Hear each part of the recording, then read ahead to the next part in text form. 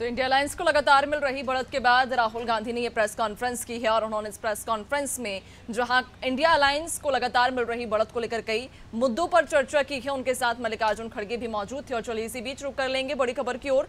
दिल्ली से ये बड़ी खबर, जहां कांग्रेस अध्यक्ष मल्लिकार्जुन खड़गे का बयान सामने आया है। उन्होंने कहा, आज तो नतीजे आए, वह जनता और लोकतंत्र की जीत है। हम पहले से कह रहे थे ये लड़ाई मोदी बनाम जनता है। इस बार जनता ने किसी एक दल को पूर्ण बहुमत नहीं दिया। सत्ताधारी दल भाजपा ने एक व्यक्ति के चेहरे पर वोट मांगा। आज ये स्पष्ट हो गया, ये जनादेश नरेंद्र मोदी के खिलाफ है। तो आपको बता दें कि कांग्रेस अध्यक्ष मल्लिकार्जुन खड़गे का ये बयान, जहां प्रेस कॉन्फ्रेंस उन्होंने की और उसके पहले ये वाला बयान दिया, जहां उन्होंने अपने इस बयान में कहा कि आज जो नतीजे आए वो जनता और लोकतंत्र की जीत है। हम पहले से कह रहे थे ये लड़ाई मोदी बनाम जनता है। उन्होंने एक बार फिर इस बात का जिक्र किया कि ये लड़ाई मोदी बनाम पार्टी नहीं, ये लड़ाई बीजेपी वर्सेस अन्य पार्टी नहीं, ये लड़ाई सीधा मोदी बनाम जनता की थी। इस बार जनता ने किसी एक दल को पूर्ण बहुमत नहीं दिया है। सत्ताधारी दल बीजेपी ने एक व्यक्ति के चेहरे पर वोट मांगा था और आज ये स्पष्ट हो गया कि ये जनादेश नरेंद्र मोदी के खिलाफ है। तो आपको बताते चलें कि कुछ रुझान सामने आए हैं और इस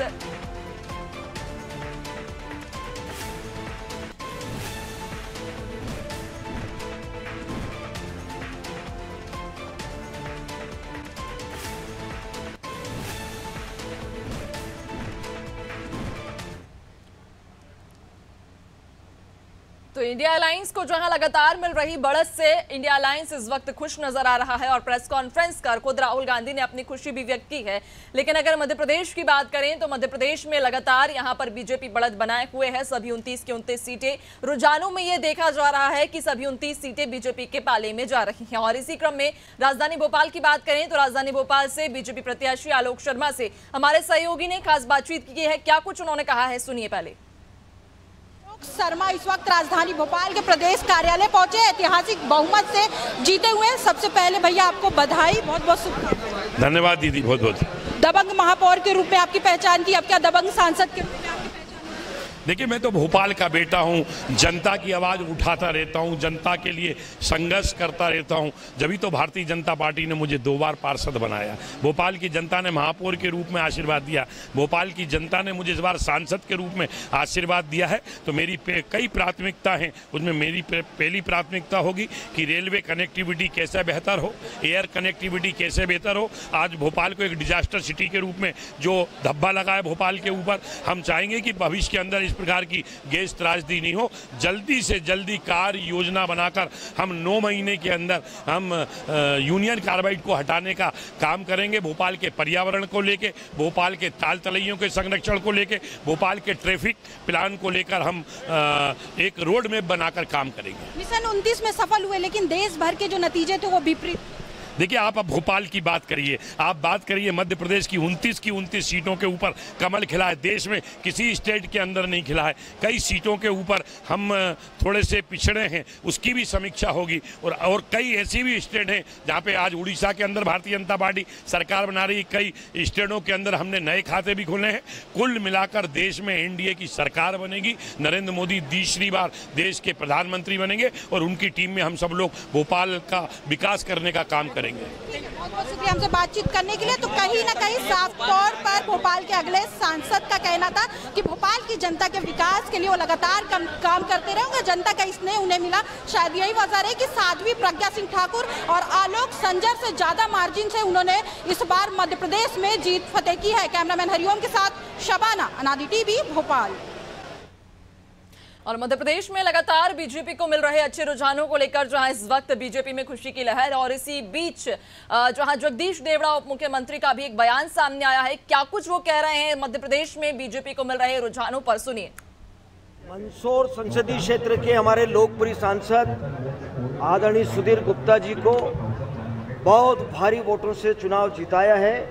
इस संसदीय क्षेत्र की जनता को भी और भारतीय जनता पार्टी के हमारे सभी देवतुल्य कार्यकर्ताओं को भी मैं हृदय से उनका आभार व्यक्त करता हूं। उनको मैं धन्यवाद देता हूं कि उन्होंने परिश्रम की पराकाष्ठा की है और यशस्वी प्रधानमंत्री जी नरेंद्र मोदी जी के मार्गदर्शन में, उनके नेतृत्व में जो काम हुए हैं उन सबसे प्रभावित होकर के यह निर्णय दिया है जनता ने और पूरा आशीर्वाद दिया है, यह हमको प्रसन्नता है और यह खुशी की बात है। जब कोई लक्ष्य रखते हैं तो लक्ष्य बड़ा लक्ष्य रखते हैं और लक्ष्य अगर प्राप्त नहीं हो पाया तो हम मंथन करेंगे। जनता ने अगर कोई निर्णय दिया है तो निर्णय स्वीकार है। प्रजातंत्र में जनता जो निर्णय देती है उसको स्वीकार करना चाहिए और हम स्वीकार कर रहे हैं, हम मंथन करेंगे। तो चलिए अब इसी बीच हम रुक कर लेंगे हमारे सहयोगियों की ओर भी। लगातार ग्राउंड जीरो पर अनादि टीवी की जो टीम है वो बनी हुई है, अलग अलग जिलों से, अलग अलग राज्यों से हमारे सहयोगी हमारे साथ जुड़ चुके हैं।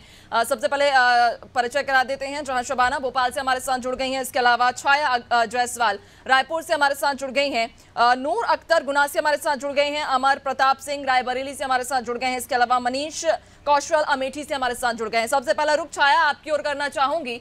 छत्तीसगढ़ में जो रुझान सामने आ रहे हैं वो रुझान ये कह रहे हैं कि 10 सीट के करीब बीजेपी अपने पास ले जा रही है। एकमात्र सीट ऐसी है कोरबा सीट जिस पर आंकड़ा अंतर बहुत ज्यादा नहीं है, 5-5.5 हजार का वो अंतर है और वो एकमात्र सीट ऐसी है जो कांग्रेस अपने पाले में लेकर जा रही है। फिलहाल स्थिति क्या है, शायद आप बीजेपी कार्यालय में ही मौजूद हैं, कैसा माहौल है वहां का?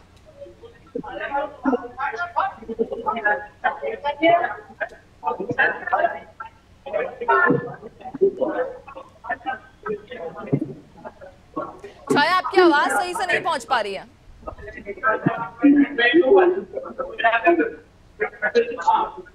छाया आपकी आवाज हम तक सही से नहीं पहुंच पा रही है, आप किसी नेटवर्क एरिया में पहुंचिए।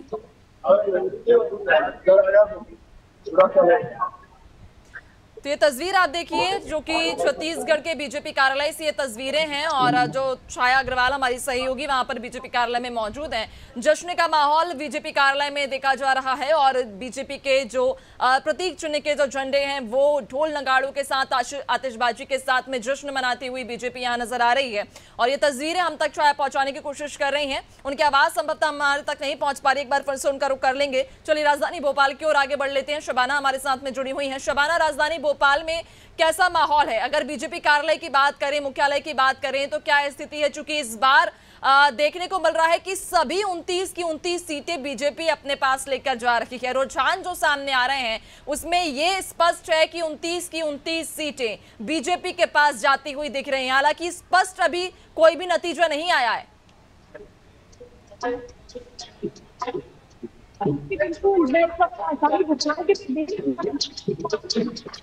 शबाना, आपकी आवाज सही से नहीं पहुंच पा रही है।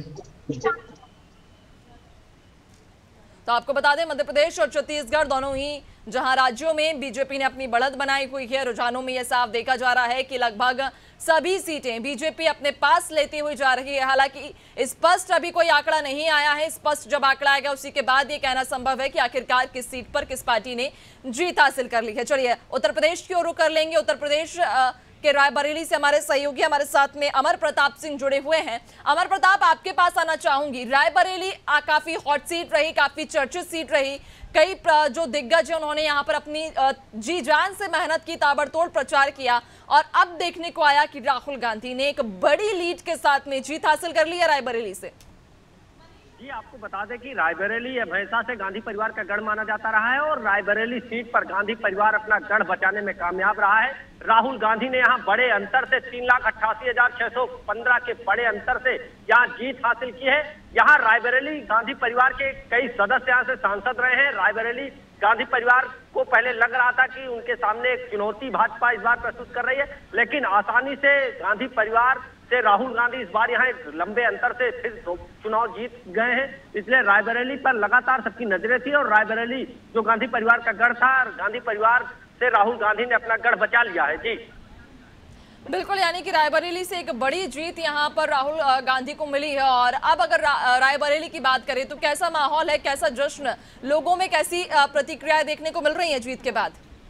जी, रायबरेली सीट पर लगातार जैसे ही कांग्रेस पार्टी से राहुल गांधी की जीत कि आंकड़े धीरे धीरे बढ़ने लगे, कांग्रेसी कार्यकर्ता जो है वो अपने कार्यालय पर लगातार जश्न मना रहे हैं, क्योंकि राहुल गांधी अभी रायबरेली तो आए नहीं है। उनके जो कार्यकर्ता हैं वो लगातार यहाँ जश्न मना रहे हैं। सुबह से ही जो अमेठी से प्रत्याशी हैं केएल शर्मा, पहले रायबरेली में डटे रहे क्योंकि वो रायबरेली में सोनिया गांधी के प्रतिनिधि के तौर पर लगातार काफी समय से काम कर चुके हैं। वो लगातार रायबरेली में कांग्रेसी कार्यकर्ताओं का जोश बढ़ा रहे थे। वो दोपहर तक रायबरेली में मौजूद थे। जैसे जैसे उनका भी जीत का आंकड़ा अमेठी में बढ़ने लगा तो वो अमेठी की तरफ चले गए और उसके जीत के बाद लगातार कांग्रेसी कार्यकर्ता उत्साहित हैं और लगातार वो मिठाइयां बांट रहे हैं और अपना जीत का जश्न मना रहे हैं। जी बिल्कुल, लेकिन अगर ओवरऑल उत्तर प्रदेश की बात करें तो जहां देखने को मिल रहा है उत्तर प्रदेश में इस बार बीजेपी कहीं ना कहीं पिछड़ती हुई नजर आ रही है। इसके पीछे का क्या कारण आप देख पा रहे हैं? क्या आखिर वो कौन सा फैक्टर था, वो कौन सा जादू था जो उत्तर प्रदेश में बीजेपी चलाने की कोशिश कर रही थी लेकिन नहीं चल पाया? लीड अगर इधर देखें तो कांग्रेस जहां पिछले चुनाव में मात्र एक सीट पर थी उसकी बढ़त हो गई कांग्रेस की, जो रुझानों में हम देख पा रहे हैं। इसके अलावा सपा ने अब बीजेपी को टक्कर दे दी है, बीजेपी से आगे अब लीड बनाती जा रही है। तो वो कौन सा फैक्टर इस बार जो उत्तर प्रदेश में तो काम किया है? ये आपको बता दें कि जो इंडिया गठबंधन है उसने जो बीजेपी ने अपने काम किए हैं, बीजेपी अपने काम के बल पर वोट मांग रही थी, लेकिन इंडिया गठबंधन ने देश के जो बेरोजगारी का मुद्दा है, चाहे संविधान खत्म करने की बात लगातार इंडिया बिल्कुल आपसे और आगे बिल्कुल आपके पास वापस लौटेंगे, लेकिन फिलहाल एक बड़ी खबर की ओर रुख कर लेते हैं। एटा से ये बड़ी खबर सामने आ रही है जहां पर देवेश शाक्य जो कि सपा के प्रत्याशी थे, उन्होंने यहाँ पर चुनावी मैदान में वे खड़े थे, उन्होंने जीत हासिल कर ली है। देवेश शाक्य ने एक बड़ी लीड के साथ यहाँ पर जीत हासिल की। आपको बताते चले एटा से ये बड़ी खबर जहां सपा यानी इंडिया गठबंधन की एक बार फिर जीत, एक और सीट पर उनकी जीत और इस बार जहां एटा से उन्होंने एक बड़ी जीत हासिल की है। देवेश शाक्य, हालांकि मार्जिन बहुत ज्यादा नहीं है, 28,000 के मार्जिन के साथ उन्होंने अपनी जीत हासिल की है। और चलिए एक बार फिर से हम सहयोगियों की ओर रुख कर लेते हैं। हमारे सहयोगी लगातार हमारे साथ बने हुए हैं। रायबरेली से अमर प्रताप हमारे साथ थे। अमर प्रताप, आप जानकारी दे रहे थे, आप वो बता रहे थे कि वो कौन सा फैक्टर इस बार रहा उत्तर प्रदेश में जिसने काम किया और वो कौन सा फैक्टर जो बीजेपी ने चलाने की कोशिश की लेकिन बीजेपी पिछड़ गई उत्तर प्रदेश में? जी, उत्तर प्रदेश में बेरोजगारी एक अहम मुद्दा था। इंडिया गठबंधन के नेता लगातार बेरोजगारी का मुद्दा उठा रहे थे और वो संविधान को खतरे में होने की बात कह करके वो जनता के बीच में जा रहे थे। वो कह रहे थे आरक्षण खतरे में। इस बात को उन्होंने जनता के बीच में जाकर के समझाया और जनता ने उनकी बात को माना। इसीलिए कहीं ना कहीं बीजेपी का जो ग्राफ है उत्तर प्रदेश में घटा है। रायबरेली की बात कर ले, चाहे अमेठी की बात कर ले, चाहे अगल बगल की, चाहे उन्नाव सीट की बात कर ले, चाहे बाराबंकी सीट की बात कर ले, इन सभी सीटों पर लगातार जो लखनऊ की आसपास की सीटें हैं, मोहनलालगंज सीट की बात कर ले, इन सब सीटों पर लगातार जो इंडिया गठबंधन है, इंडिया गठबंधन के जो उम्मीदवार हैं वो लगातार चुनाव जीते हैं और लगातार बढ़त बनाए हुए थे। शुरू से तो कहीं ना कहीं बीजेपी का जो काम था, बीजेपी जो अपने काम के बल पर वोट मांग रही थी, तो कहीं ना कहीं जनता ने उसके काम को ना पसंद करके इंडिया गठबंधन के जो वादे थे, जो उनके मैनिफेस्टो में जो वादे थे, उस पर ध्यान देकर के इंडिया गठबंधन के प्रत्याशियों को यहाँ से चुनाव जिताया है। जी बिल्कुल बने रहिएगा और भी आगे हम आपसे अपडेट्स लेंगे, हर सीट वार भी आपसे जानकारी लेंगे। गुना की ओर रुख कर लेते हैं। नूर अख्तर हमारे साथ गुना से जुड़े हुए हैं। नूर अख्तर, गुना की स्थिति के बारे में आप बताइएगा, क्योंकि यहाँ पर भी मुकाबला काफी दिलचस्प रहा है। फिलहाल क्या स्थिति और कैसा माहौल है गुना में?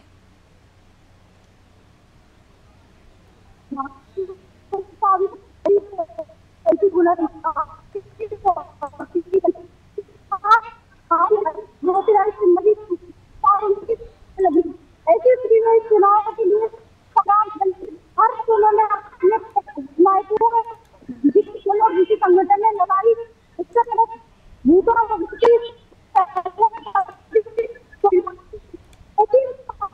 उनकी जीत हुई है।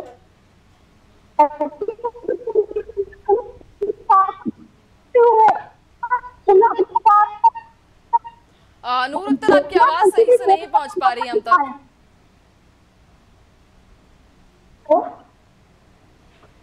ठीक है नूर अख्तर, बनी रहिएगा आगे और भी हम आपसे अपडेट्स लेंगे। फिलहाल आपकी आवाज सही से नहीं पहुंच पा रही है।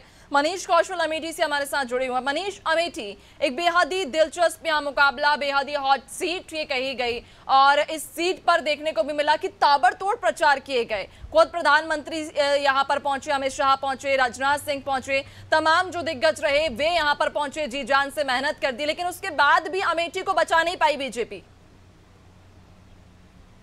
कहीं ना कहीं जी हम आपको बता दें, कहीं ना कहीं तो स्मृति ईरानी जी कहीं ना कहीं गलतियां तो हैं ही, कुछ जगह जो है उन्होंने। बिल्कुल मनीष, रोकना चाहूंगी आपको, चूंकि तस्वीरें हम दिखा रहे हैं इस वक्त सीधी बीजेपी कार्यालय से तस्वीरें हैं जहां पर CM doctor Mohan Yadav BJP कार्यालय पहुंचे हैं, चूंकि मध्य प्रदेश में जहां बीजेपी एक अच्छी खासी लीड के साथ आगे बढ़ रही है और ये कहा जा रहा है रुझानों के हिसाब से कि लगभग सभी 29 सीटें इस बार बीजेपी अपने पास लेकर पहुंचेगी। और ये तस्वीरें जो हम आपको बता रहे थे कुछ देर पहले ही, मध्य प्रदेश के बीजेपी कार्यालय से सीधी तस्वीरें आप देखिए, जहां पर खुद CM doctor Mohan Yadav BJP कार्यालय पहुंचे हैं और यहां पर पहुंचने के बाद अब जहां वे प्रेस कॉन्फ्रेंस भी करेंगे, पत्रकारों के सभी सवालों का जवाब भी देंगे। जश्न का माहौल मध्य प्रदेश में नजर आ रहा है, चूंकि मध्य प्रदेश में बीजेपी अच्छी खासी लीड के साथ फिलहाल आगे चल रही है। एकमात्र जो सीट थी छिंदवाड़ा सीट, वो फिलहाल कांग्रेस के पास थी, लेकिन अब ये कहा जा रहा है कि उस सीट पर भी बीजेपी अपनी लीड, अपनी बढ़त बनाए हुए नजर आ रही है। आपको बता दें कि यहां पर पूर्व मुख्यमंत्री शिवराज सिंह चौहान भी बीजेपी कार्यालय में, बीजेपी दफ्तर में मौजूद हैं। एक दूसरे को गले मिलकर जहां बधाइयां दी जा रही हैं और अब जश्न के साथ में इस भव्य जीत को मनाया जाएगा। रुझान फिलहाल आए हैं, स्पष्ट जो नतीजा है वो सामने नहीं आया है, चूंकि एकमात्र सीट थी छिंदवाड़ा लोकसभा सीट जो कि बीजेपी के पास नहीं थी और इस सीट को पाने के लिए बीजेपी ने मेहनत की, जमकर मेहनत की। खुद यहाँ पर जो कैलाश विजयवर्गीय हैं वो छिंदवाड़ा में 3-4 दिन के लिए रुके थे, उन्होंने यहाँ जो प्रचार है वो किया। इसके अलावा कई दिग्गजों ने छिंदवाड़ा पर अपनी पूरी ताकत झोंक दी थी और अब छिंदवाड़ा की अगर वर्तमान स्थिति की हम बात कर लेते हैं तो छिंदवाड़ा में बीजेपी यहां पर लीड करती हुई नजर आ रही है और ये आंकड़ा अंतर बहुत ज्यादा है। 1,13,000 के करीब का ये अंतर है। 1,13,000 के अंतर के साथ बीजेपी यहां पर लीड कर रही है, यानी कि कहा जा सकता है जो रुझान के हिसाब से फिलहाल आंकड़े सामने आ रहे हैं कि सभी मध्य प्रदेश की 29 सीटें बीजेपी इस बार अपने पाले में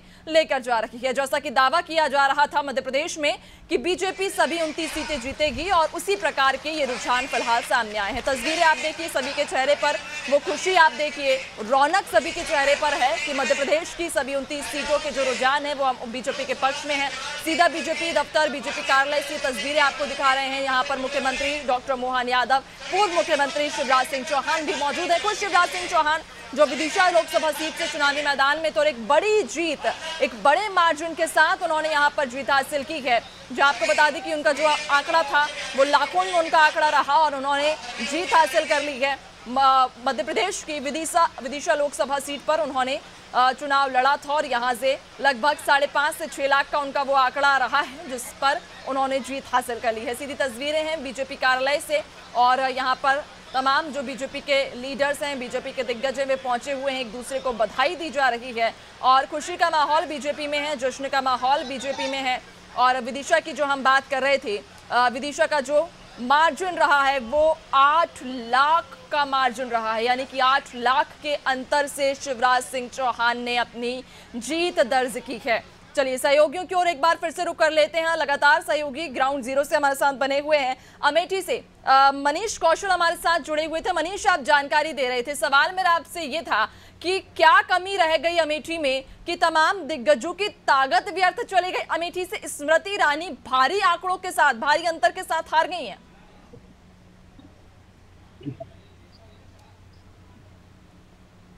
जी, हम आपको बता दें कि स्मृति ईरानी की जो कार्यकर्ता हैं कुछ उनकी नाराजगी के चलते जनता जो है उनको अपनी तरफ जीत का दर्जा नहीं दे पाई, इसलिए अपनी सारी जनता जो है कांग्रेस की तरफ झुक चुकी है। बिल्कुल, और चूंकि अगर हम देखें यहाँ पर अंतर की बात करें तो मनीष यहाँ पर लगभग 1 लाख के ऊपर का वो अंतर रहा है जब स्मृति ईरानी उस आंकड़े से हार गई हैं। कौन सा वो जादू चला है यहाँ पर? कांग्रेस की बात करें, इंडिया अलायंस की बात करें, सपा की बात करें, बीजेपी की बात करें, कौन सा वो जादू चला या कौन सा वो फैक्टर चला जिस वजह से इंडिया अलायंस को इतनी बड़ी लीड मिली यहाँ? हम आपको बता दें जनता का इस बार कहना था कि अब हमको बदलाव चाहिए। कहीं ना कहीं जो है भाजपा की गलती थी, उनके कार्यकर्ताओं की गलती थी, इसलिए जनता जो अपनी बदलाव चाहती थी, इसलिए अपनी जो है 1,71,000 वोटों से कांग्रेस को जिताई। कि इस बार जनता ने यह तय कर लिया था कि उन्हें बदलाव चाहिए और यही वजह रही कि अमेठी से स्मृति ईरानी को एक बड़े अंतर के साथ में उन्हें हार का सामना करना पड़ा है। छाया, एक बार फिर से मैं आपकी ओर रुख करना चाहूंगी। आप तस्वीरें हम तक पहुंचा रही थी बीजेपी कार्यालय में, चूंकि आप मौजूद हैं, और छत्तीसगढ़ में भी बीजेपी जो दावा कर रही थी कि सभी 11 सीटें अपने पास में बीजेपी ले आएगी। फिलहाल रुझानों में ये दिख रहा है कि 10 सीटें बीजेपी के पाले में जाती हुई नजर आ रही हैं। क्या माहौल है बीजेपी दफ्तर में, कैसी स्थिति है? जी बिल्कुल, मैं आपको बता दूं कि यहाँ पर